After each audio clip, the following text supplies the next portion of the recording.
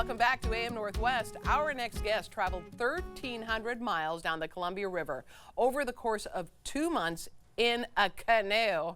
The new documentary, Columbia River Canoe Project, details their journey, telling a story of endurance, adventure, and environmental awareness.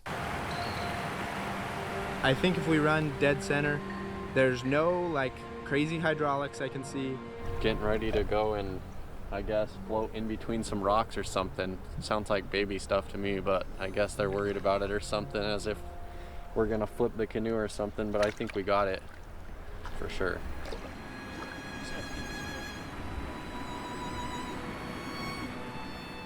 As soon as I was not up above it and was at water level, I looked at maybe taking a double take and trying to cross back to a safe spot. Kind of hesitated on it too long and decided, well, we're at a point where we're going to point them downhill and we're going to let it go.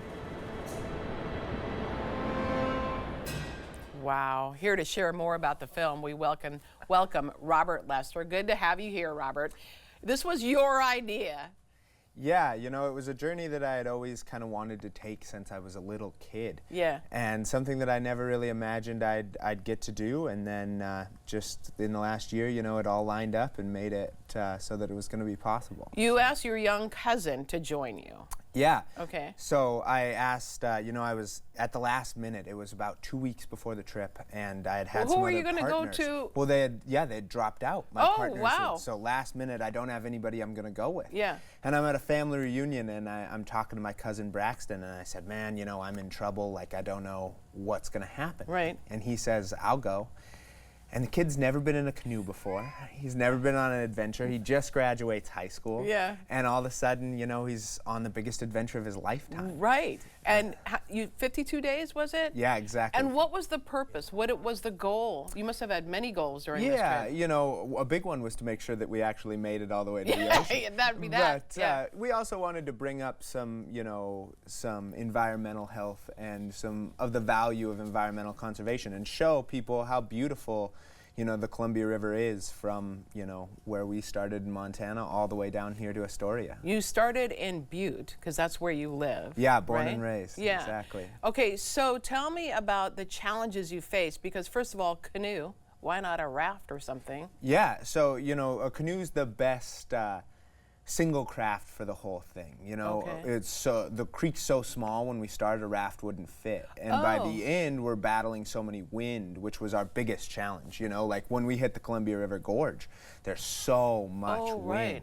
And so we ended up, that was the biggest challenge. We ended up walking the canoe in the wind probably about 75 miles of the Columbia River Gorge. Are you kidding me? Carrying it the whole way. So. Well, how did you feel by the end of that? Like, do you take a nap and then say, let's wait a little bit here, or No, spend the night? Yeah, from there you just get excited and try and push the rest of the way to the ocean. You know, by the point we were so far down there, we were pretty stoked when we had finally finished the gorge and got through all that wind and down here to Portland. So. Did you have any near, like, close calls with death kind of thing? No, you know, we were trying to be very safe, especially over a trip that's that long. But in the intro there, you saw us go into some of those bigger rapids that we'd ran and things like that. So Braxton had a pretty fun experience. He got tossed out of the canoe right after what you just saw and gets thrashed around in the rapids a little bit. At any point did he say, I'm not going to finish this? Well, so he didn't tell me. I didn't know until we were making the documentary later. But he thought about calling his mom on day 2. And when I found that out, I didn't find that out till, you know, months after we were done, and I nearly fell out of my chair. I went, oh my God, what have I done? But he pushed through, and, you know, he just found out so much about himself and so much about what he could do and what he could handle in life, and it's so amazing. How did you do the food situation? So clearly you have someone shooting the video. Yeah, exactly. So it wasn't a self-supported trip, so we didn't have to hike out to get our food every time. You know, whether it was the cameramen or, you know, other people around that could bring us food and make sure that we were supplied the whole time. Otherwise, we'd still be canoeing. Yeah, you would. Did you camp out along the way? Yeah, camped the whole day. So we stayed all 52 days in tents the whole way. Wow.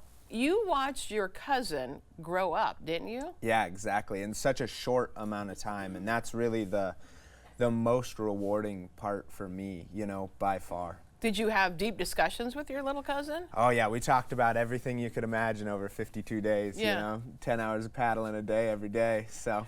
So, did you give him any, this is what you are when you're a man kind of talk?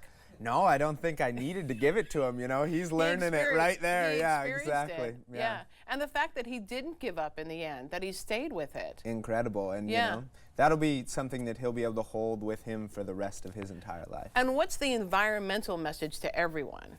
Yeah, you know, really it's just that there's so much value in these wild and beautiful places, and especially in our rivers, Yeah. and that preservation is important. Sometimes it's big and scary and needs an act of Congress, but Right. other times, you know, we can, each individual, have a big impact too by just, you know, making sure that we keep our garbage out of the rivers or Right. go pick it up when we see it, and you know, Right. just want to show people how beautiful the rivers are, and hopefully they fall in love with them themselves Yes, too. it's stunning. It's stunning. You have many previews for folks to watch the film, right? Yeah, exactly. We have a lot of showings coming up, especially here in the Portland area. Tomorrow in the morning at the Laurelhurst Theater. Yeah. And then we have one in Astoria tomorrow night. And Braxton will be there. Yeah, he's going to be at all So we can these. ask him all about what he learned. Exactly. What he learned from you. So, Okay, yeah. great. We're going to put all that information. There are many opportunities to catch the film, including tonight in Corvallis with a post-show Q&A with Robert and Braxton. Tomorrow you can see it at noon here in Portland and at 6 p.m. in Astoria. For more information, all you have to do is visit our website at katu.com. Thank you so much and great job. Thank you so much for Yeah, having me. I you really bet. appreciate it. You bet. All right, we'll be right back with more AM Northwest. Don't go away.